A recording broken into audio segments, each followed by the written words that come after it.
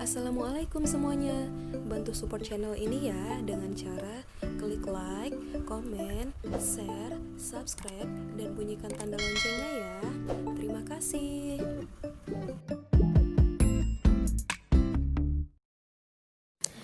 Assalamualaikum anak soleh dan soleha. Apa kabar semuanya? Semoga semuanya tetap dalam keadaan sehat ya. Hari ini kita akan belajar mengenai pelajaran tematik, yaitu mengenai ASEAN dan juga Pancasila. Baik, tapi sebelum belajar, kita harus berdoa terlebih dahulu. Ayo angkat tangan semuanya. Bismillahirrahmanirrahim. Rabbi zidni ilman warzuqni fahma birahmatika ya arhamar rahimin. Amin. Baiklah anak-anak, untuk lebih jelasnya lagi mengenai materi yang akan kita pelajari hari ini, yaitu yang pertama mengenai sosial budaya di negara-negara yang ada di ASEAN, dan yang kedua adalah mengenai pengamalan Pancasila sila pertama dan kedua. Sebelum kita mengenal lanjut mengenai ASEAN, apakah anak-anak sudah tahu apa yang dimaksud dengan ASEAN?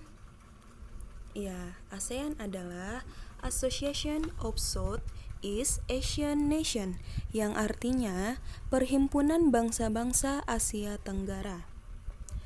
ASEAN juga didirikan pada tanggal 8 Agustus tahun 1967 di Bangkok. ASEAN diprakarsai oleh negara Indonesia, Malaysia, Filipina, Singapura, dan Thailand. Adapun beberapa tujuan didirikannya ASEAN ya seperti yang akan kita bahas pada materi kali ini, yaitu untuk kemajuan sosial dan juga untuk pengembangan kebudayaan. Secara astronomis, wilayah ASEAN terletak pada 28 derajat lintang utara sampai 11 derajat lintang selatan dan 93 derajat bujur timur sampai 140 derajat bujur timur. Dan secara geografis, terletak berada di antara Samudra Hindia dan Teluk Benggala di bagian barat, Laut Tiongkok Selatan di bagian utara, serta Samudra Pasifik di bagian timur. Adapun negara-negara yang tergabung ke dalam ASEAN adalah Malaysia, Vietnam, Thailand, Brunei Darussalam, Kamboja, Singapura, Laos, Filipina, Myanmar, Indonesia. Selain itu, negara-negara di ASEAN terbagi menjadi dua, yaitu negara yang berbentuk semenanjung. Pertama, Kamboja, kedua Laos, ketiga Myanmar, keempat Thailand, kelima Vietnam. Yang kedua merupakan negara yang berbentuk kepulauan. Yang pertama, Brunei Darussalam, yang kedua, Filipina, yang ketiga, Indonesia, yang keempat, Malaysia, dan yang kelima, Singapura. Yang pertama, negara Indonesia. Keadaan sosial negara Indonesia. Yang pertama, Indonesia memiliki beragam suku bangsa, di antaranya suku Minang, Tengger, Toraja, Sasak, Dayak, Asmat, Dani, Jawa, Sunda, dan lain sebagainya. Kemudian Indonesia memiliki 6 agama, yaitu Islam, Kristen, Katolik, Hindu, Buddha, dan Konghucu. Kemudian dari segi kebudayaan, Indonesia memiliki beragam bahasa, yaitu bahasa Batak, Jawa, Bugis, Sunda, dan lain-lain. Kemudian tarian daerahnya juga memiliki beragam macam, yaitu tari saudati, tari piring, tari legong, tari kecak, tari basora, dan lain-lain. Selain itu, lagu daerah dari berbagai daerah Indonesia juga banyak, yaitu Kampuang Nan Jauh di Mato, Sue Ora Jamu, dan lain sebagainya. Selain itu, terdapat pula pakaian adat, senjata tradisional seperti rencong, keris, kujang, mandau, dan lain-lain. Juga terdapat alat musik tradisional seperti gamelan, tifa, sasando, dan lain-lain. Dan yang terakhir, Terdapat berbagai rumah adat seperti tongkonan, honai, joglo, gadang, dan lain-lain. Yang kedua yaitu Malaysia. Keadaan sosial Malaysia yaitu penduduk Malaysia terdiri atas etnis Melayu, Tionghoa, dan India. Sebagian besar penduduknya menganut agama Islam dan terdapat agama lainnya seperti Hindu, Buddha, Kristen, Katolik, dan Konghucu. Keadaan budaya di Malaysia. Kebudayaan Malaysia berakar pada kebudayaan Melayu yang selalu berkaitan dengan bangsa Melayu yang tersebar di negara lain seperti Indonesia, Singapura, dan Brunei Darussalam. Bahasa resmi Malaysia adalah bahasa Melayu, tetapi ada juga bahasa Inggris, Tamil, dan Mandarin yang digunakan sebagai bahasa sehari-hari. Yang ketiga yaitu Brunei Darussalam. Keadaan sosial negara Brunei Darussalam, penduduknya terdiri atas etnis Melayu, Tionghoa, dan sebagian suku Dayak. Dan untuk agamanya, sebagian besar penduduknya beragama Islam. Untuk budayanya, bahasa resminya adalah bahasa Melayu. Bahasa Inggris dan bahasa Mandarin juga digunakan sebagai bahasa sehari-hari. Kebudayaan Brunei banyak dipengaruhi oleh ajaran Islam. Brunei dan Indonesia memiliki kemiripan, yaitu memiliki kampung di atas air yang bernama Kampung Ayer yang berusia sekitar lebih dari 1.300 tahun. Dan yang keempat yaitu Singapura. Keadaan sosial negara Singapura, sebagian besar penduduknya merupakan keturunan Tionghoa. Ada juga etnis Melayu, India, dan bangsa Eropa. Sebagian besar penduduknya beragama Buddha, ada pula beragama Islam, Taoisme, Katolik, dan Hindu. Dan untuk budayanya, bahasa yang digunakan antara lain bahasa Mandarin, Melayu, Hokkien, India, dan Tionghoa. Budaya Singapura adalah campuran unik dan harmonis dari berbagai ras, agama, dan tradisi. Singapura terkenal sebagai negara yang disiplin dan taat akan aturan. Di negara tersebut, kota tertata rapi, dilengkapi dengan jalanan dan fasilitas umum yang sangat nyaman dan bersih. Di Singapura juga terdapat oleh budaya jalan kaki, karena harga kendaraan dan bahan bakar sangatlah mahal. Makanan tradisional Singapura dipengaruhi oleh budaya Tiongkok, Melayu, dan India. Makanan yang sangat digemari di sana antara lain laksa, roti prata, nasi ayam Hainan, dan lain-lain. Yang kelima yaitu negara Kamboja. Keadaan sosial negara Kamboja, sebagian besar penduduknya merupakan suku bangsa Khmer. Ada juga suku bangsa Vietnam dan Tionghoa. Sebagian besar penduduknya menganut agama Buddha. Dan untuk kebudayaannya, bahasa resmi yang digunakan adalah bahasa Khmer. Di Kamboja terdapat banyak candi yang terbuat dari batu dengan dekorasi Khmer, bercorak Hindu dan Buddha. Makanan khas Khmer memiliki kemiripan dengan makanan khas di negara-negara Asia Tenggara lainnya, terutama Thailand dan Vietnam, yakni menggunakan saus ikan pada sup dan tumisan. Yang keenam yaitu negara Filipina. Keadaan sosialnya, sebagian besar penduduknya terdiri atas suku bangsa asli Filipina, Tionghoa, Indo-Arya, yang merupakan penduduk aslinya adalah orang Aita. Adapun suku bangsa lainnya seperti Tagalog, Ilocano, Cebu, dan Bisaya. Sebagian besar penduduknya menganut agama Katolik. Agama Islam dianut oleh suku Moro yang tinggal di Mindanao Selatan. Dan untuk budayanya, bahasa kebangsaan Filipina adalah bahasa Tagalog. Selain itu, masyarakat Filipina juga menggunakan bahasa Spanyol dan Inggris. Kebudayaan Filipina merupakan perpaduan antara budaya penduduk setempat dengan tradisi yang diperkenalkan pada zaman kolonial, yaitu kebudayaan Spanyol yang mempengaruhi musik, makanan, seni, agama, bahasa, dan tarian rakyat. Sebagai contoh, di Filipina terkenal tradisi merienda, yaitu waktu minum teh atau kopi dan cemilan menjelang sore hari. Yang ketujuh adalah Laos. Negara Laos, keadaan sosialnya, penduduknya terdiri atas beragam etnis, antara lain sebagian besar etnis Lao, meliputi Lao Long, Lao Tung, dan Lao Sung. Suku bangsa lainnya adalah Meo atau Hmong, Yao atau Man, dan Tai. Sebagian besar penduduknya menganut agama Buddha Theravada.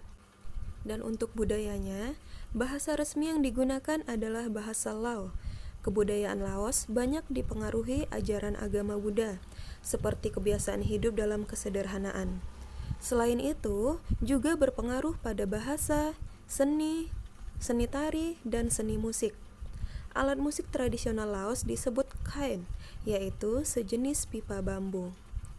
Indonesia dan Laos memiliki olahraga tradisional yang serupa, yaitu katau, atau kalau di Indonesia disebut dengan sepak takraw. Yang 8 adalah Vietnam. Keadaan sosialnya, sebagian besar penduduknya merupakan etnis Kin. Sebagian besar penduduk menganut agama Buddha, Konghucu, Taoisme, dan Konfusius. Dan untuk budayanya, kebudayaan Vietnam sangat dipengaruhi oleh negara Tiongkok. Bahasa resminya adalah bahasa Vietnam, serta banyak serapan dari bahasa Mandarin. Indonesia dan Vietnam memiliki banyak kesamaan, di antaranya kemiripan makanan tradisional, seperti sate lilit, topi caping yang digunakan petani, keberadaan kampung nelayan, dan penggunaan sepeda motor sebagai kendaraan paling fungsional sehari-hari. Salah satu keunikan di Vietnam adalah bentuk kursi-kursi yang banyak digunakan sehari-hari yang lebih kecil dan pendek. Yang 9, Thailand. Keadaan sosialnya terdiri dari suku Thai yaitu suku asli, Tiongkok, dan Melayu. Dan untuk agamanya, sebagian besar masyarakatnya menganut agama Buddha. Untuk budayanya, bahasa yang digunakan antara lain bahasa Thai sebagai bahasa resmi, bahasa Mandarin, dan Inggris. Kebudayaan di Thailand dipengaruhi oleh budaya Tiongkok dan India. Thailand selalu menjaga dan mempertahankan tradisi dan kebudayaan lokal mereka, seperti rumah adat, busana, bahasa, dan aksara atau tulisan sebagai identitas bangsa. Masyarakat Thailand memiliki sapaan khas yang disebut Wai. Wai dilakukan dengan cara kedua telapak tangan disatukan dengan jari-jari tangan, kemudian diletakkan setinggi dagu, disertai dengan sedikit menunduk sambil mengucapkan salam Sawadee-krap. Di Thailand, kepala dianggap sebagai bagian tubuh yang suci, sehingga tidak boleh sembarangan menyentuh kepala orang lain. Sedangkan kaki dianggap hina, sehingga tidak boleh diletakkan menghadap orang lain maupun patung suci. Indonesia dan Thailand memiliki banyak kesamaan. Salah satunya adalah memiliki pasar terapung yang berfungsi sebagai pasar tradisional sekaligus sebagai tempat wisata. Yang ke-10 adalah Myanmar. Keadaan sosialnya, penduduknya terdiri atas etnis Myanmar, San, Karen, Rakhine, Tionghoa, India, dan Mon. Dan sebagian besar penduduknya menganut agama Buddha. Untuk budayanya, bahasa resmi yang digunakan adalah bahasa Birma atau bahasa Myanmar. Di Myanmar, dapat dijumpai banyak pagoda yang dikenal sebagai negara 1000 pagoda. Pagoda yang terkenal adalah Pagoda Swe Dagon di Yangon, dan yang berlapis emas dengan ketinggian 112 meter. Myanmar dan Indonesia memiliki kemiripan busana tradisional, yaitu sarung, tetapi kalau di Myanmar disebut dengan long yi. Baiklah anak-anak, itu tadi adalah penjelasan mengenai perbedaan kehidupan sosial dan budaya di negara-negara yang ada di ASEAN. Sekarang, Miss meminta anak-anak sekalian untuk menuliskan perbedaan sosial dan budaya dari 2 negara yang ada di ASEAN. Cukup 2 negara saja ya. Terserah negara apa saja yang anak-anak pilih. Tuliskan jawabannya di buku paket yang ada di halaman 11. Baiklah anak-anak, sekarang kita lanjut pada materi yang selanjutnya, yaitu mengenai contoh pengamalan sila Pancasila pada sila pertama dan sila kedua dalam kehidupan sehari-hari. Sebelumnya, Miss mau nanya, apakah anak-anak semua masih hafal apa-apa aja sila Pancasila? Ayo kita sebutkan bersama-sama. Pancasila. 1. ketuhanan yang Maha Esa. 2. Kemanusiaan yang adil dan beradab. 3. Persatuan Indonesia. 4. Kerakyatan yang dipimpin oleh hikmat kebijaksanaan dalam permusyawaratan perwakilan. 5. Keadilan sosial bagi seluruh rakyat Indonesia. Langsung saja kita masuk pada contoh pengamalan pada sila yang pertama. Anak-anak bisa sambil membuka buku tematiknya yang ada di halaman 14. Sila pertama pada Pancasila yaitu ketuhanan yang Maha Esa. Pada sila pertama ini, banyak contoh pengamalan yang bisa kita laksanakan dalam kehidupan sehari-hari. Contohnya yang pertama, beribadah sesuai agama dan keyakinan kita masing-masing. Jadi, jika kita mempunyai teman yang berbeda agama dengan kita, maka kita biarkan mereka untuk beribadah sesuai ajaran agamanya mereka masing-masing. Yang kedua, yaitu memupuk toleransi antar umat beragama. Ketika kita mempunyai teman yang berbeda agama, tidak seharusnya kita malah membuat jarak antara kita dan teman kita yang berbeda agama. Kita harus saling bertoleransi, saling bertenggang rasa, saling menghormati antara teman kita itu juga. Yang ketiga, yaitu menghargai orang lain yang sedang beribadah. Ketika kita mempunyai teman yang berbeda agama, ketika mereka sedang beribadah, kita harus menghargai mereka ketika mereka sedang melakukan ibadah.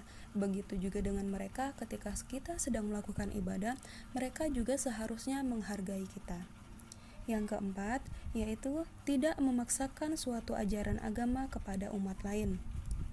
Jika anak-anak sekalian agamanya adalah Islam dan mempunyai teman yang bukan beragama Islam, kita tidak seharusnya memaksakan ajaran agama Islam kita kepada teman yang bukan agama Islam. Karena apa? Karena di dalam sila pertama, kita tidak boleh memaksakan ajaran agama kita. Jika ajaran agama mereka tidak mengatakan seperti ajaran yang agama kita telah perintahkan, maka kita tidak boleh memaksakan ajaran agama kita. Dan yang kelima yaitu kerjasama antar umat beragama. Walaupun kita berbagai macam agama yang ada di Indonesia, kita harus bekerja sama. Untuk apa? Untuk membuat Indonesia menjadi lebih baik lagi, menjadi lebih terkenal dengan karya-karyanya, bukan malah kita malah bertengkar atau hal yang buruk yang lain sebagainya. Sekarang sila yang kedua yaitu kemanusiaan yang adil dan beradab. Pada sila yang kedua ini, nilai-nilai yang terkandung yaitu mengenai nilai kemanusiaan yang menggambarkan persamaan derajat serta persamaan hak dan kewajiban antar semua manusia. Untuk lebih jelasnya, yang pertama, contoh dari pengamalan sila Pancasila yang kedua, untuk yang pertama yaitu menghargai persamaan derajat, hak dan kewajiban antar sesama manusia. Maksudnya gimana?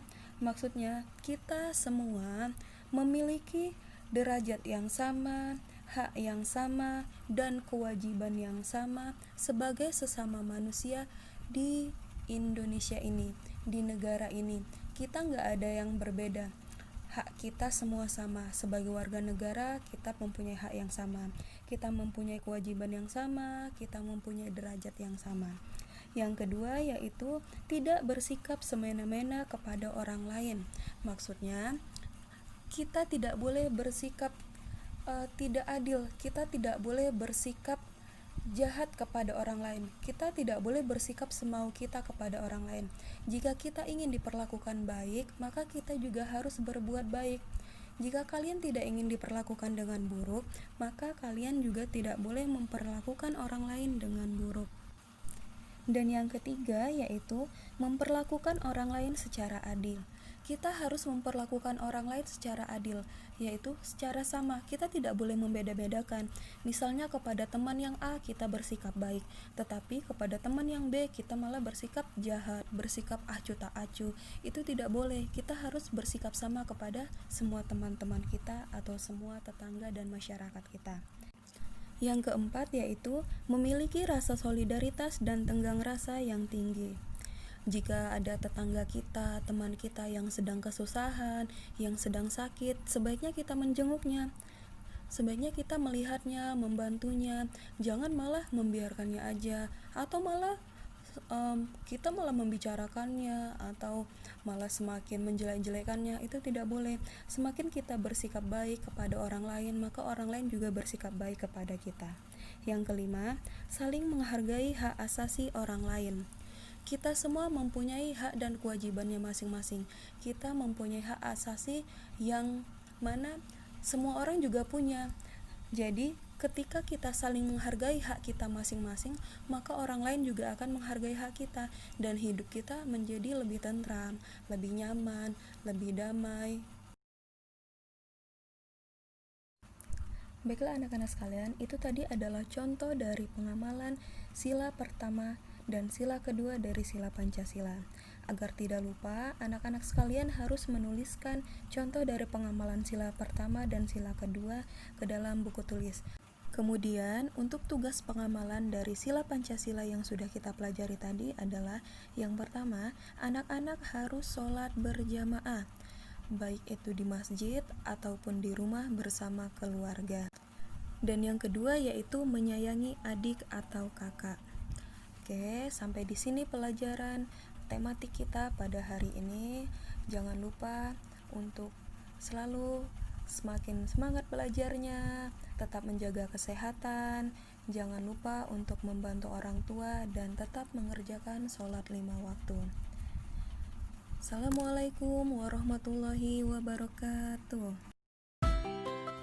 Terima kasih sudah menonton video ini. Jangan lupa like, komen, share, subscribe, dan bunyikan tanda loncengnya ya, agar kalian tidak ketinggalan video-video selanjutnya.